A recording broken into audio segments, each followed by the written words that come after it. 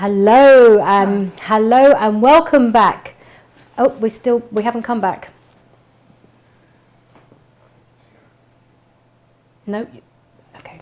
Hello. We're just a little bit technical kind of hiccups along the way. Welcome back to Oracle TV's Halloween Special 2017. My name's Carrie Kirkpatrick. I'm here in the Oracle TV studio with my second guest of the evening, Caroline Wise. Hello. Welcome, and I love your magnificent hat. I've just got to say, this hat came on a horrible transatlantic journey with me from Salt Lake City, changing at New York. Long story short, the only thing I could do when I got out at customs, because there was nowhere to put it without it getting all crushed with my bags, was to wear it as I came through, and everybody on the other side clapped. But I just want to give a plug because this comes from Crohn's Hollow in Salt Lake City, which is the most wonderful shop run by my friend Rita. And how could you not come back with a hat like this? I want one. I think it's absolutely fabulous. And sometimes, you can stick tarot cards in, big thoth tarot cards to look like the Mad Hatter. Oh, wonderful. Well, thank you so much for joining us here on our Halloween show, our Samhain show.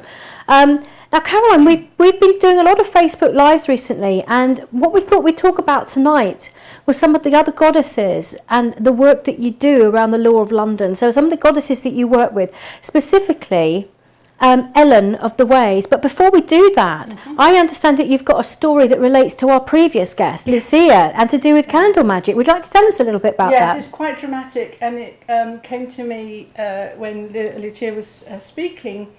When I was in Poland for a wedding last year, my husband got taken very, very seriously ill. And it was the only time I've been abroad where I completely forgot to get insurance. And we got taken to the hospital where the people who don't have insurance go. But on the way, in the cab, there was an email from Lucia, and she said, "You have... I'm waiting for some writing you're doing for my book, and can I have it the next 24 hours? And I said, yes, of course. Husband terribly ill, on the way to hospital, it's really serious. And she said, I'm going to do some candle magic now for him. And we got to the hospital. It was quite traumatic. They did a procedure there and then. They were the most wonderful people in this Polish hospital. And they couldn't speak English, we couldn't speak Polish. It was fantastic. They did a procedure there and then and basically saved his life. And it was a very fraught time. And then I get back to, we get back and I get back into the hotel and it says, oh, I did the candle magic, I hope everything's all right. And it was just the perfect timing. And it was really nice to know that somebody was grounding that for you magically when you had to give your time to something else, something far more serious, to deal with the practical sides. So thank you. Thank you very much, Lucia. And it just goes to show how powerful that candle magic is. Where somebody can respond to a dramatic, a terribly worrying situation like that, go straight away in with that, and there you are. I didn't know her very well, but I just had total faith. You have to trust. I think when you work with the goddesses and you work with magic, you have to trust, and if you don't trust, there's no point. Yeah.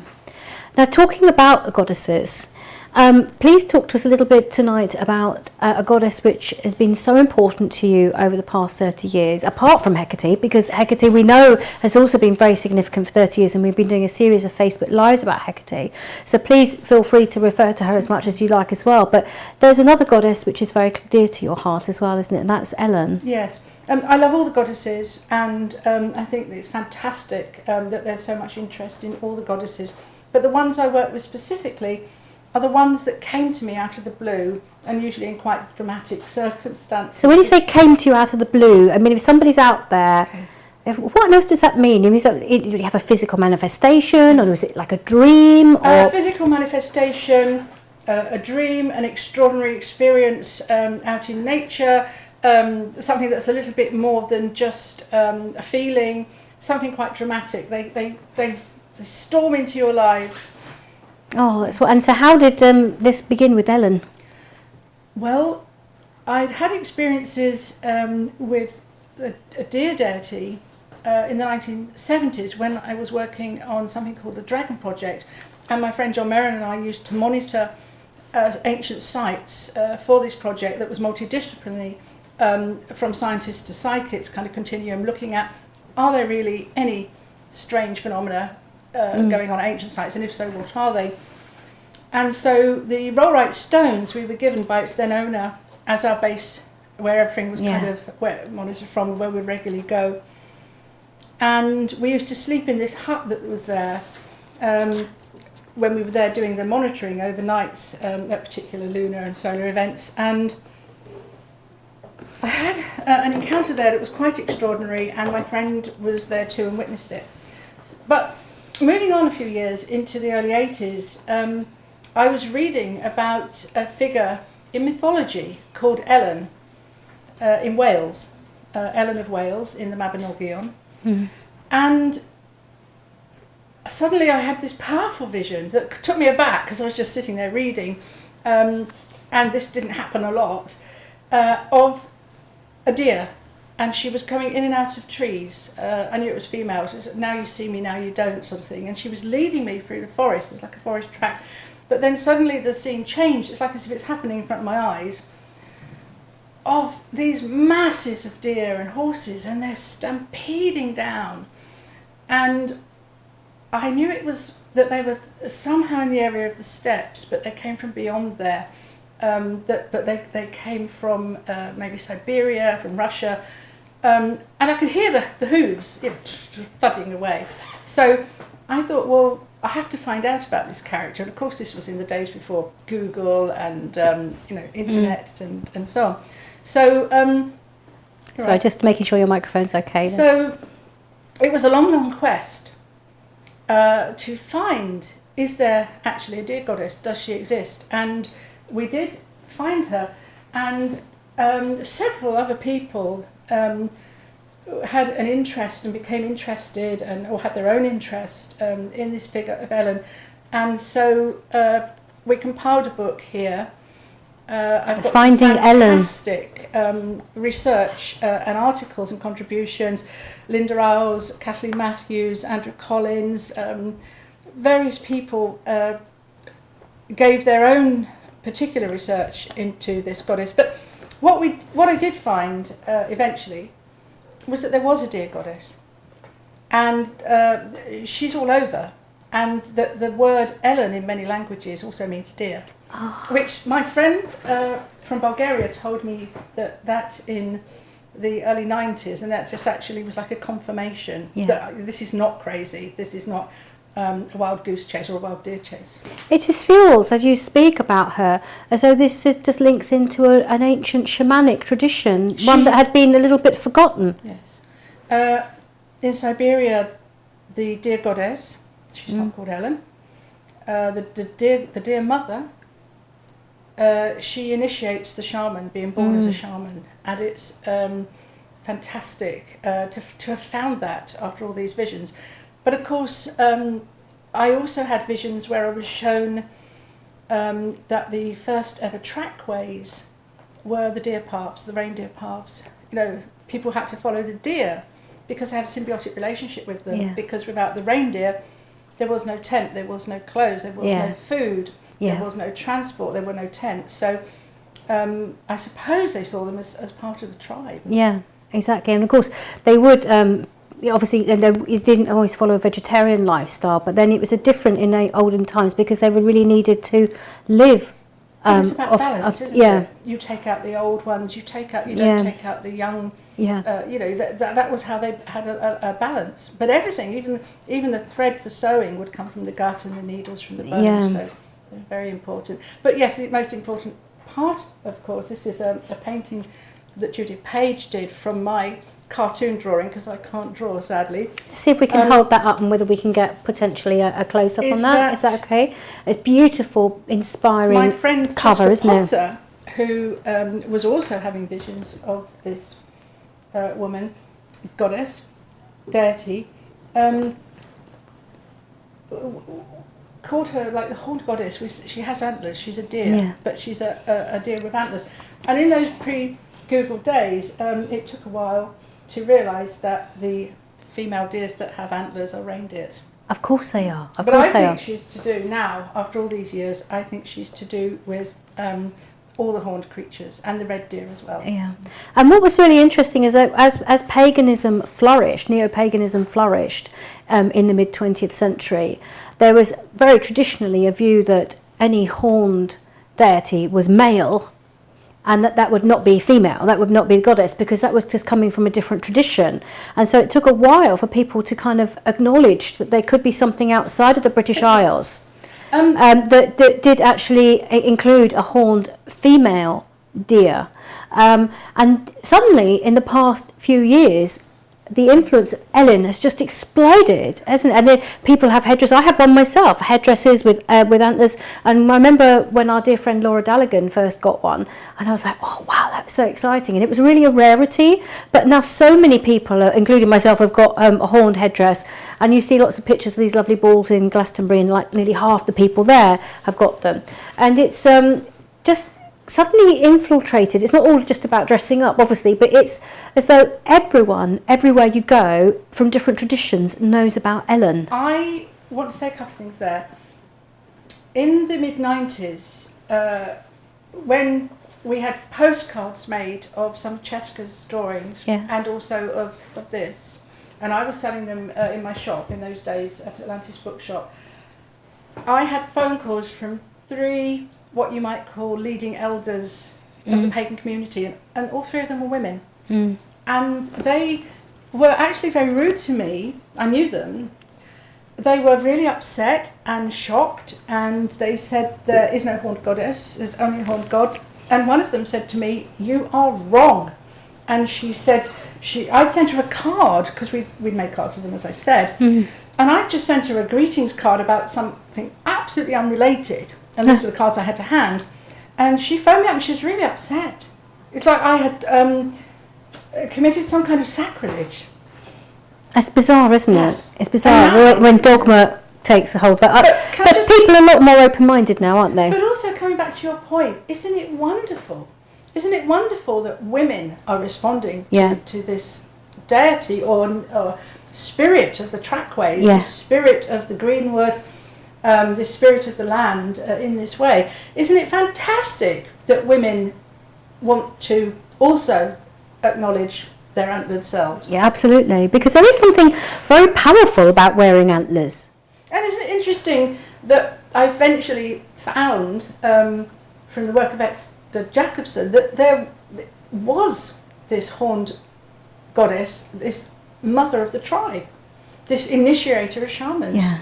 She's real. And it's interesting that so many women who are interested in either psychism or being priestesses or oracular priestesses have really resonated with her, because even though we haven't acknowledged that we were on a shamanic path, and that's a word that's very widely used now, and some people deliberately don't use it because it's so widely used, in fact, actually in essence, all the work that we've been doing on these different pathways are really, loosely speaking, in essence, shamanic, aren't they? I think that's it. People get tied up with semantics and being pedantic. Oh, a shaman can only be this, a shaman can only be that. It has to be from Siberia. Actually, mine is. But there's 2 ways of looking at it, and certainly we can see a certain type of practice and a certain type of dealing with the spirits as being shamanic. And back in the olden days, when I used to work for Psychic News, and so I was very closely related to some of the top spiritualist mediums in the land, on a kind of quality now that you don't often see.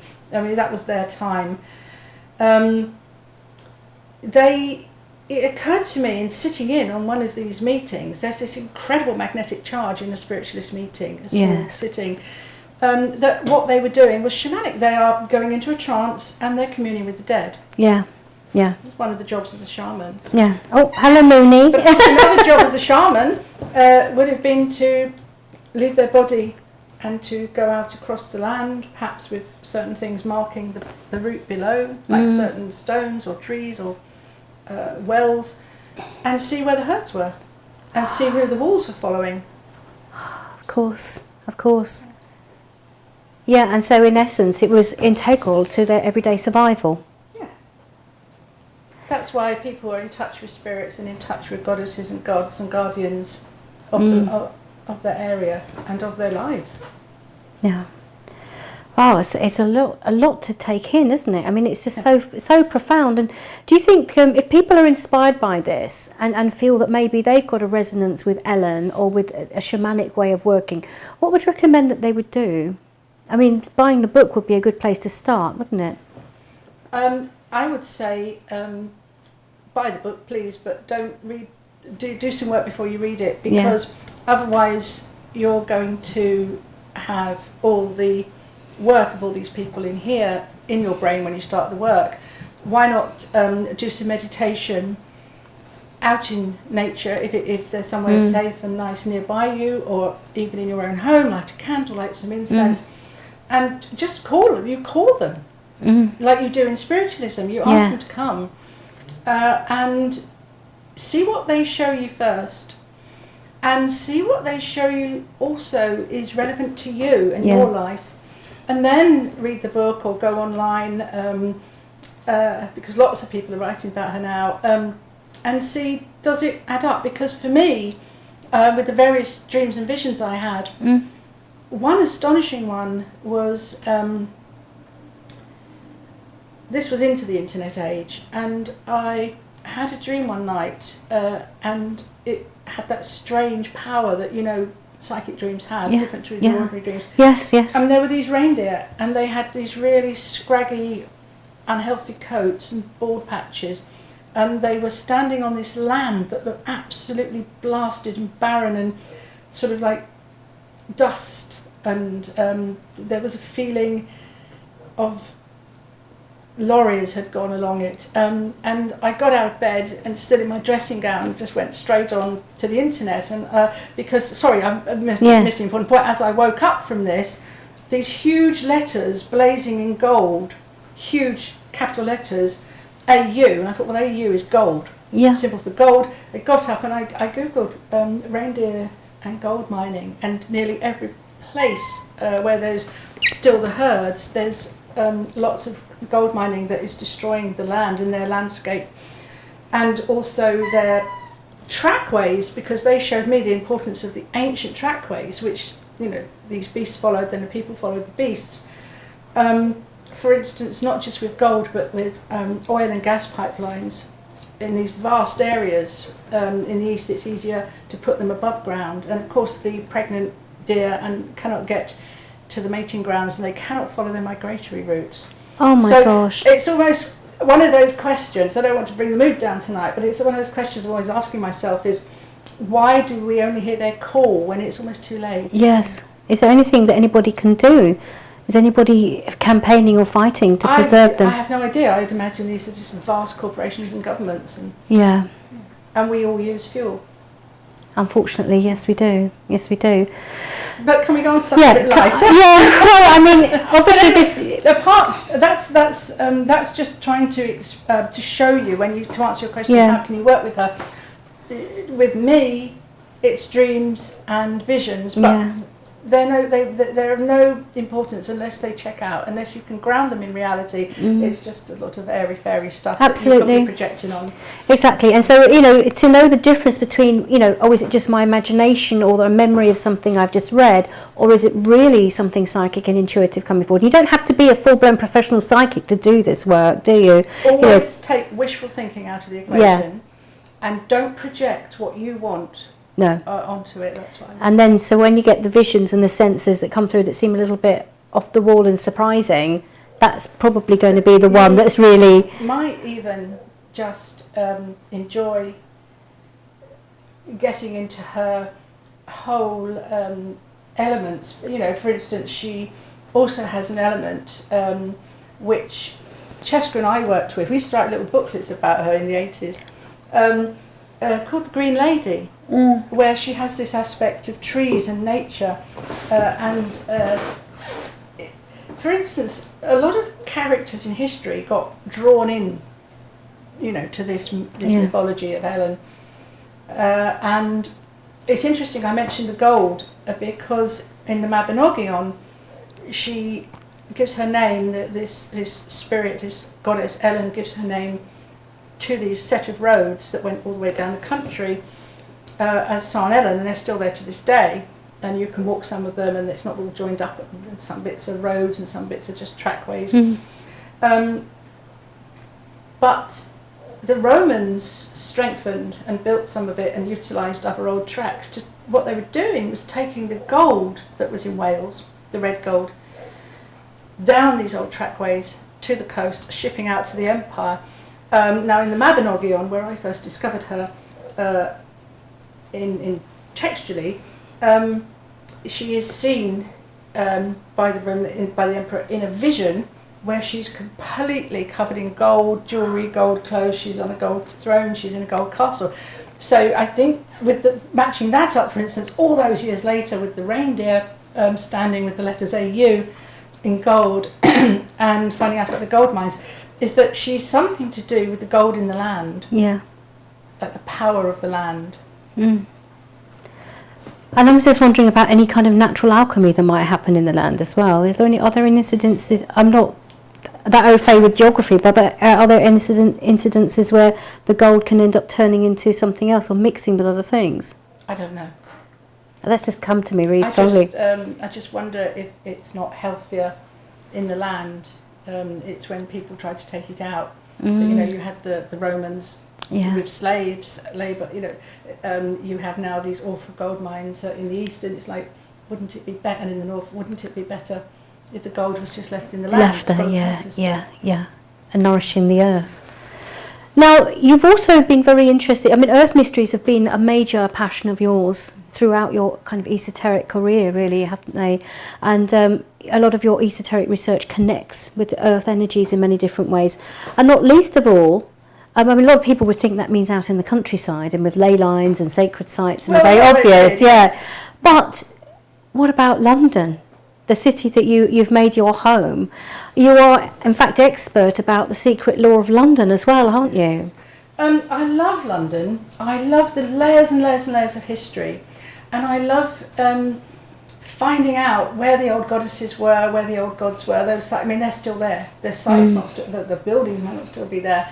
They might be just a lot of horrible concrete. But the energies, to go to these places where myth and history actually meet is wonderful feeling. This place is where the guardian of London or the founder of London or this particular god or goddess was actually acknowledged. And with John Matthews, a couple of years ago, we brought out this book, The Secret Law of London, which is a reprint of one he did with my Francesca Potter back in 1989, which I was contributing to. And it just goes through all those strata of myth and legend in London and folklore. And I just wanted to really find, I took photographs of this book, I'm very proud to say, I just wanted to find the gorgeous guardians. And I do believe at Samhain, if you walk through the city of London, down the Strand and down Fleet Street to the Tower, which of course is the Doom place, you can connect with the guardians at Samhain just by walking through the city. All these old places, all these old churches have so much mythology. So if somebody, obviously the weather's really lovely at the moment in London. We've been so lucky because it's been really mild and a very beautiful autumn. So, we've got a few days to Halloween, and obviously the energy is going to be really potent for at least a week. Where, if people fancied, even tomorrow's Sunday, if they fancied going for a walk with a lovely sort of Samhain theme, what would you recommend? Well, I would say walk down Fleet Street, and if you can, step in to the side of St Dunstan's Church in Fleet Street, and often it is open in the day, this courtyard, and you'll see above it a statue of Elizabeth I. It's the only one made in her lifetime, so she would have seen it herself. But if you go into the little porch, there's a hidden treasure which most people don't know about, which is very, very ancient statues, rotting away, these stone statues of King Lud, who was meant to be descended from Brutus, the founder of Britain, and who gave his name in legend to London, Lud's town. And there he is with his two sons in these absolutely stunning, almost life-size statues, very, very old. And then if you look up above, you'll see the clock with the Gog Magog figures who Brutus brought up to London when he arrived in Britain. And these giants are very much the guardians of London. So it's, I think, the first ever mechanical clock made, as far as I know. And they're like dressed like these wild men, and at the hour, the quarter hour, and half hour they come out and strike the bell. So that's magnificent. That's bringing the guardians. Get there for 12 o'clock. Yeah. That's what I would say. Get there for 12 o'clock. Not every hour. Once. I think they just do it once. I might be wrong. And then you carry on up Ludgate Hill, named for King Lud. So you're connecting with the founders, you're connecting with the guardians, you're connecting with the ancestors of the city. It doesn't matter where in the world you come from, you're connecting with the ancestors of this city, and you get up to the top and there's St Paul's Cathedral, which is sited on, almost certainly, a temple to the goddess Diana. So she's another guardian of the city, ancestral guardian. Brutus brought her here too. It was her who gave him the directions to get to Britain. And so that in a way the city is founded on the word of the goddess. Oh, and is it true also that there are lots of statues of Sekhmet in the Thames? There's one, at least. At least one? Yes. The story I found... Sekhmet, for anyone who doesn't know, is a very popular goddess, Egyptian goddess with a head of a lioness, and immensely popular with Western women since the mid-20th century. She's incredibly popular. This Egyptian goddess, in the late 19th century, they brought some statues over to Britain to be sold at auction. They were on a barge. Which they were just stealing from Egypt, basically. Yes. Well, I think, the Egyptian authorities were okay. As far as I know, but they brought them up the Thames on a barge, and they were seen as demons, and people didn't like them, and they thought they were grotesque. They'd never seen anything like it before. Well, she's quite fearsome. These statues are incredibly heavy, so none of the carts could take them. Nobody wanted to take them, and so they were left on the Thames for certain people to come and collect. One actually you can see over the auction house in Bond Street, over the sign. Most people walk under that name is there, but one of them apparently, so the story goes, fell into the river by what is now the modern Waterloo Bridge, and it's quite strange to think of this very fiery lioness goddess lying brooding in the bottom of the Thames. But a few years ago, my friend Manny arranged a wonderful ceremony where he made from actual Thames mud, which had to be washed and washed and washed and washed until it was kind of suitable to use. He made a fabulous statue of Sekhmet, a little statue, and we did a little ceremony with some friends, and then he walked, which is incredibly brave, with a staff I must say. He walked, and a loincloth, walked into the river at low tide, and put her there, and she's now gone back into the river. Oh, that's amazing. That's very brave, Manny. Yes, it's incredibly brave. Yeah, because it must be a bit like quicksand in the river. I would imagine, but having all that weight of water on at high tide, I should imagine it was. Yeah, oh my goodness. He had a staff to make sure there were no big holes in front of him. But that was a very simple yet very powerful acknowledgement of her there in the river. Oh, yeah. And she's got a companion. Absolutely. Now, you do tours of London, don't you? Yeah. You do tours of London, and the theme is to go... is it always the same kind of pathway, or do you have several different tours? Okay. I do 2 tours, and they're usually arranged by Treadwell's Books. Yeah. And one tour, which I prefer, to be honest, to only do in the spring and summer, which is where we're walking through the city, the route I told you, up to St Paul's. We used to be able to take in the London Stone and other things, the Temple of Mithras, but they've gone now. The Temple of Mithras, we've been told, will be put back, will be rebuilt, the ruins of it. But when you get to St Paul's, you then go down the hill. You used to be able to go past the London Stone, that's now in the London Museum. which is London's only known megalith. It's thought to be a megalith, might not be. And then you go down as the sun's setting, down to the tower, which of course is where many people ended their days. Yes. So that usually takes about 3.5 hours. But the other tours I do, and I'm doing one on December the 3rd, and you can book via Treadwell's, they're taking bookings for it, is of the British Museum and the Awakening of British Magic. Oh. Because so many of the people involved in the magical revival in this country in the 19th, 20th century were in the British Museum.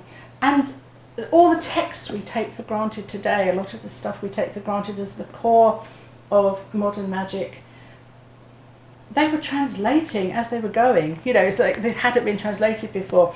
They're in the British Library, they're looking at Kabbalistic texts and grimoires and, you know... and it wasn't that long ago, it was only really in the last century or two, wasn't it, that they were doing all this groundbreaking work. Century, yeah. Yes, and early 20th century. And we show people objects in the museum that would have inspired the magical revival. So you either see objects that you don't think are important and walk past. And one part of the tour is called Meeting the Gods. Here's all these Roman and Greek gods and Egyptian gods that are informing the magical revival here, and then become very much part of it in their own way. As that's right, it becomes a blend. So for those who aren't particularly aware, the magical revival is you refer to this time in the 19th century when there was a massive movement towards esotericism, Yes. if I say it correctly, esoteric stuff, you know. Yes. And what do you think triggered that? I mean, did it just suddenly happen out of the blue?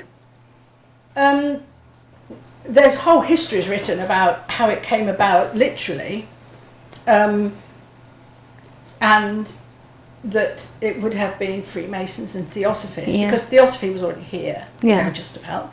And a lot of the people involved were Theosophists, which was looking more east. But so was that sort of only men within certain societies? No. Or were women included as well? Women with Theosophy. Okay. Men perhaps with the Freemason, yeah, the Esoteric Freemason. But they are perhaps wanting maybe something that anchors it here rather than in India. As, you know, the East, but nevertheless they will stay true to their theosophical roots. Fantastic people, amazing people of vision, really. And were they the people who then went on to sort of form the Golden Dawn and the esoteric kind of traditions? And so they were lucky enough to sort of be able to devote their lives to these pursuits. Yes. And you know, really kind of use it. Enough. Yeah. Well, I mean, I was going to say, you know, I'm glad they did it. Yeah, absolutely. They weren't having to worry about putting bread on the table, but they were able to devote themselves to kind of really furthering these studies. Yes. And we've got some fantastic figures there from the Golden Dawn that we've been talking about for another project as well, haven't we? Especially some of the women involved with that. Well, that's fascinating. So if you want to find out more about Caroline's tour, she has got one coming up. Did you say it was the 3rd of December or the 2nd? 3rd of December. 3rd of December. It's what day of the week is that?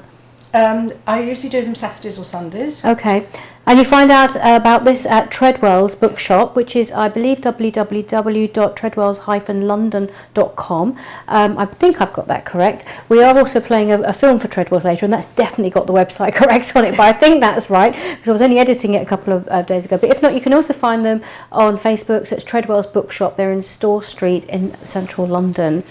Now, Caroline, we've also got a beautiful cake here that you've made. Would you like to tell us about this? And these lovely cookies you've brought over. Do you know what? I didn't make it. Baking is the devil's own work. I really can't stand it. I can watch it on the telly. It's like weird alchemy to me. I haven't got a clue what they're doing. I did decorate it myself. Oh yes. I just going to say, this is dedicated to Hecate of the moon and coming towards Samhain. Shall I hold it up so people can see? Some paper plates. Okay. And it has the moon here and in its triple form and 9 candles because that's a lunar number, 9 lights around it, and the dark chocolate because Carrie said, I have no idea if this is true, but she said it, and I kind of understand why, but she said that dark chocolate was sacred to Hecate. Yeah, Hecate likes it, she told me. And we've got some yew here, because yew is a tree of the graveyards. It's a tree of 1,000 whispers, because the roots go down into the graves, and it's said that when you hear the whispering of the wind, it's the voice of the spirits and the ghosts buried in the churchyard, and they can live for 700,000 years. Often they're older than some of the churches. And I've got rosemary, because at this time of Samhain we remember the ancestors particularly, and rosemary of course is for remembrance. So do you want to light the candles? Yes, absolutely. So we're going to light these candles, and if you'd like to bring over the little cauldron as well. And what I will say while we're doing this is I am doing a workshop with Carrie on Hecate, which will be wonderful, and that is on November 28th. Yeah. And you can contact Carrie via Oracle TV if you would yeah, like to and also, you can contact me via Facebook, on the Oracle Television page, on the Goddess Enchantment Workshops and Training page, or personally. And also there's a booking form and more information about the workshop on my website, which is carriekirkpatrick.com.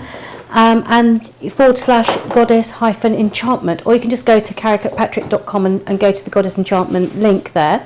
So here is our beautiful cake dedicated to Hecate for Samhain, with 9 candles there, with the beautiful yew and the rosemary, and Hail Hecate. Hail Hecate.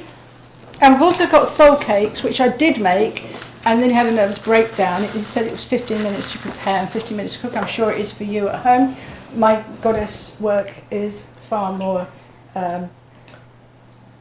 laboured. Yes, anyway, I did them for Samhain because soul cakes from medieval times, possibly there's earlier traditions, were made of flour with fruit. I've put some nuts in as well, and they were given to the people that came knocking on the door, therefore the souls of the dead. They're also poor, they were given to the poor, and they were particularly given out at Halloween, which is why they're called soul cakes. It's just a nice tradition, and of course this possibly is what merged into the tradition we have now, the fun tradition of trick-or-treating, where children come round and get sweet things from and what's in them?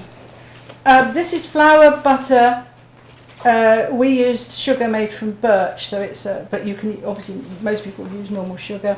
I put some cranberries and sultanas in, and I put in the pomegranate seeds from our pomegranate. Oh, wonderful! In our little last week, and yeah, you can use any dried fruit or nuts, but lots of cinnamon and lots of ground ginger.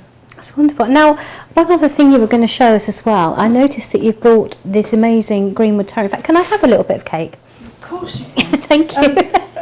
These were designed by Cheska Potter and the whole system with Mark Ryan, and it is fantastic. It's called Greenwood Tarot, and it's the one I use every day.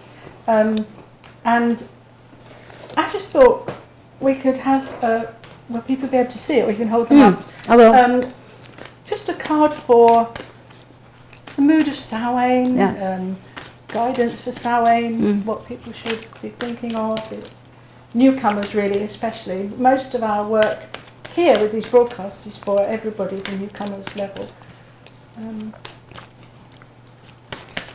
Okay. So what have we got for Samhain? We've got 10 of Wands, responsibility, which is very interesting when you're reaching out to people who are discovering new subjects these subjects for the first time, isn't it? It's about communicating responsibly about what we feel, and I think that we all have a responsibility to sort of take a little bit of an interest, or no more than a little bit of an interest in people's energetic well-being these days. I think it's actually, spiritually and mentally, it's really important, and emotionally, to be more conscious of people's well-being, because there's been a lot of hardship around us all, and I think that sometimes people need a bit of help and support to get through it. Yes, you're responsible for yourself, you're responsible for other people, you're also responsible for the wood if you're using that for your ritual. Yes. And you're also responsible for blowing those candles out, as Lucia was saying earlier. I might just blow these ones out, actually. Made a wish. And those are the other two for sewing. Oh, this is wonderful. We've got the Eight of Wands, and we've also got the Knight of Cups. Beautiful designs here by Cheska Potter from the Greenwood Tarot. And the Eight of Wands is very much about a quickening, isn't it? I mean, it's a fiery energy, but there's so much speed and so much energy and dynamism in this actual image here. And I think that, you know, there is a quickening around about this time of year. You feel that everything suddenly speeds up and it gets a bit hectic. It really does. There's a massive shift in the current, and I've noticed it for many, many years. And also, it's like reminds me very literally of the sparklers. We also mustn't let the old traditions, such as Bonfire Night, get overshadowed. You know, that's about the party and the celebration with the fireworks for the children. And look at this one with the salmon. This is a beautiful image as well. And I feel as though it's like about the wellspring of knowledge, really, about wisdom, and that can be very much a source of purification. Yeah, absolutely. Going deep as you go into the winter. Absolutely. Going deep. And purifying. Going into the mound where the spring comes from. So these cards are very interesting. Would you like to tell me a little bit more about them? Well, they were designed by Cheska with Mark, and he wrote the book, and the whole thing is just a fantastic project. And I can't really get on with, oh look what I've pulled for the last one, the Shaman. Oh, the Shaman, yeah. And that, I think perhaps is the card of the originators of the deck, that they've created something incredibly shamanic. Yeah.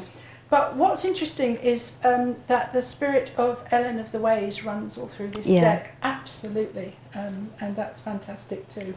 Now, funnily enough, talking about the horned imagery, I was featured in a magazine just this week for Halloween, just before we wind up, and if I can find the right page, and Jackie Devoy, who is a journalist, featured me in this magazine for this article for this magazine, and I can't find the page. Any minute now, and there we are.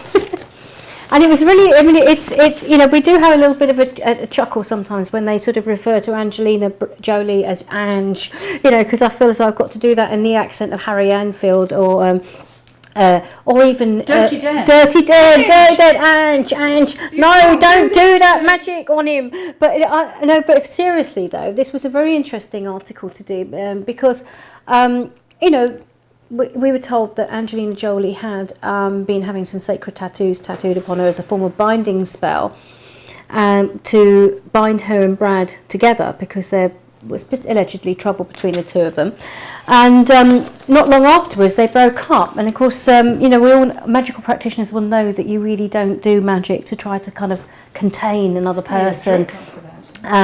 You know, because I said be careful what you wish for. If you're going to use magic to get somebody, you might get them and then be very unhappy. So, you know, you really don't want to do that. But people get so blinded by love. We were talking about that before, weren't we, about the urgency of people sort of wanting magic solutions, or to love questions so urgently, as if they're like shopping for something that's about to sell out. And it's like, you know, you can't just own and collect another person like they're a chattel, because, you know, the idea you behind wanting to be with them is that you would want to be happy with them, and that you'd come together and have a really nice time together. It makes people lose their reason. It does make people lose their reason, and you know, they feel that they've got to be possessive and hang on to it because they fear losing it. And of course, all of these elements are completely contrary and against what the kind of really beautiful balanced love relationship would be. So I would always advise people to look at themselves and do some work on themselves, and look at where the hunger is really coming from, and once they can actually learn to love themselves and deal with their past blocks and issues, then they're going to be in a much stronger position to be one half of a loving, happy relationship, and not to be with someone who doesn't want to be with you. Exactly, you know, be the lover that you would actually want to be with. Don't tie yourself to somebody that is going to make you unhappy. So there was references here also to the fact that she used to carry some blood of her ex-boyfriend, her ex-lover, around her neck, and that's obviously, you know, going to the realms of blood magic, and again trying to control someone's energy. So it was a very interesting article to do, and I finished off with kind of giving a reference to the Hathor mirror spell, which interestingly enough was the first card we brought up in the Goddess Enchantment Oracle this evening when I gave a reading to Lucia. So Hathor coming through very much at this time for us as well. well. And she's a horned goddess as well. Yes, she is indeed. You know, let's not forget the Horned Goddess of Egypt. So we're very happy to be featured in this magazine, Reveal magazine. Please do go out and buy it. It's the Halloween edition. And thank you very much, Jackie Devoy, for featuring me.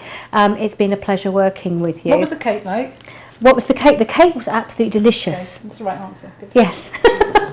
So it's now almost 11 o'clock and I feel as though we could just carry on for hours, but we have another guest after the break, and I just want to say a huge thank you to you, Caroline. Thanks for having me, and happy Halloween. Happy Halloween to everybody out there. We are going to be continuing our Facebook Lives every Wednesday at 7 o'clock on the Goddess Enchantment Workshops and Training page, right up until the Hecate's Wheel Workshop, which is on the 25th of November. 25th, I'm sorry, I said 28th. Yeah, no, it's 28th of October and 25th, yeah.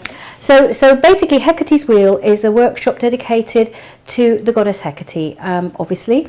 We're going to be doing it here in Highgate, in the studio and in the temple here. And we're going to be working with a lot of personal magic and transformation. It won't be a huge group of people, so if you're interested in coming along, do send us a private message as soon as possible. It costs £55. It runs from 11 till 7 on Saturday the 25th of November. And I think we've even got a little video to play just as we go to the break. We might be going straight to the advert for that, Mr. Producer, quite possibly. Hecate's Wheel clip, possibly. Is that possible? I'm sure it will be in a minute.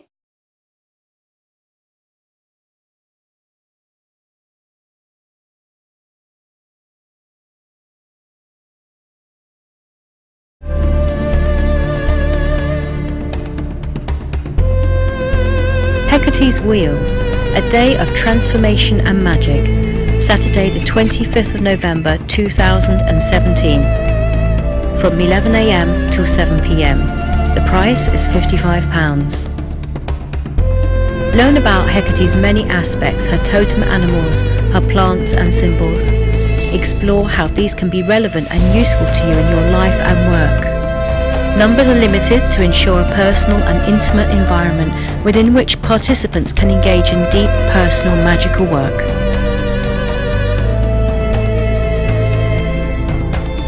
To book, visit www.carriekirkpatrick.com/goddess-enchantment.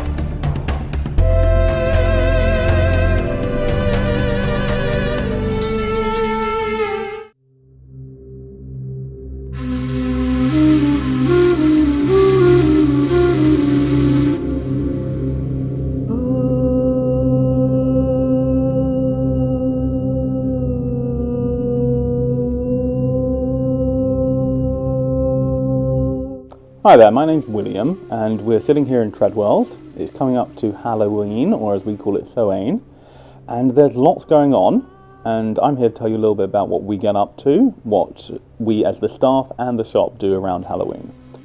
I myself am a pagan, and so I follow quite closely the Wheel of the Year, which is the 8 seasonal festivals of the year, and Halloween's a really big one for us. So one thing that I like to do around this time of year is make sure the shop's got in things that I would personally want. Samhain is a big festival because it's a really good time of year to start focusing on moving into the dark part of the year, into when things get a bit cold, you might be feeling a bit down. It's nice to have a big festival to focus on. But it's also it can be quite a somber festival. It focuses on celebrating that which has passed, which often refers to people. And so it's time to remember those who we've loved and lost, to remember those who we might well soon be losing, and to consider those slightly more macabre subjects of death and the end of things, but to recognise that it's just another stage in this cycle of the year. A good friend of mine once said to me, one of the nice things about the Wheel of the Year is you get to practice your entire life every year through the cycle. And so you get to practice dying, you get to practice being reborn, you get to practice living. And so Samhain for some might be the end of the year and the beginning of the year. But that's what makes it such a special festival. One thing I was taught about Samhain when I was kind of studying the Wheel of the Year was a wonderful story told to me by an old woman, and she explained to me that being alive is almost the most abnormal thing we can do. Everything we're made up of, all the star stuff that's clapped together to make us, doesn't exist in this period of self-consciousness for very long. And so actually what we're doing right now is very unusual, being alive, being aware. And so she said that for her, Samhain was always a really good time to remember that this is just a short period of time. And that's not a good thing or a bad thing, it's just what it is. And so when you go into this dark period of the year, when you meditate on the idea of the past and being past yourself, that's okay. It's okay to realise that this is a temporary moment and that every good thing you can take from it is a good thing. One of the best things about working in an esoteric bookstore is that you have, well, for one thing, very unusual books, but also an opportunity to talk to people. And the people you get in sometimes, the really special people you get in, are the ones who are still looking, who have an idea that there's something different about the world, about how they think about the world. And they didn't really realise that there's an entire community out there for them. And being able to sit with someone and be able to show them books that actually speak to them in a way that lets them know they're not alone, that this is something that maybe they thought they were thinking by themselves, and you can actually go, no, here you go, here are books and books and books upon it. Here are people who've written about this, and there are communities out there. And books have a wonderful ability to let you know you're not alone. A book can be a friend, and letting people have a store full of friends that they can take away with them, and they can keep with them, and know that whatever happens, they're not alone. Even if they're in the most isolated part of the world, they will always have a physical, tangible link to someone who thinks the same way. One of the things we do here, almost as a kind of esoteric community outreach, is we try and run workshops and events that are really accessible. So one of our big focuses is on making really interesting events, which can be everything from kind of a one-night workshop to a 5-week course on the philosophy of Wicca, for example, and try and make them accessible. And one of the big things we focus on is having teachers who we respect and who we know. And so the owner of the store, he spends a huge amount of time actually seeking out people who he trusts and who have a solid reputation, and inviting them to come give talks here, to give workshops here. And so in that way we try to kind of curate as best we can everything that happens in this store, so that when someone comes along, we feel that we've done everything we can to make sure they have the best experience. So recently we've had the big Bloomsbury Store Street Festival, and you always get interesting reactions from people who come in not already knowing us. And there seem to be about three types of people. You get the people who walk in, realise it's not an ordinary bookstore, realise exactly what kind of bookstore it is, and then very quickly walk back out again. Then you get those who come in, not knowing what kind of bookstore it is, realise what it is, and then stay for absolutely hours and love it. And then you get the people who know exactly what kind of bookstore we are, who are just excited to be here, want to look at every rare book and obscure text, and then walk away probably carrying far more than they reasonably can on the tube. And if anyone is interested in our workshops, in the strange rare books we get in, the easiest way to stay up to date is to pop onto our Facebook and have a look for Treadwell's London, or to go onto our website, treadwells-london.com, and sign up to our newsletter. You'll get an email once a month letting you know every workshop that's coming up and a selection of new books we have in. And that's really the best way to stay up to date and see what's going on. And we always strongly recommend, if you do see a workshop you like, do sign up to it pretty quickly, because they do sell out.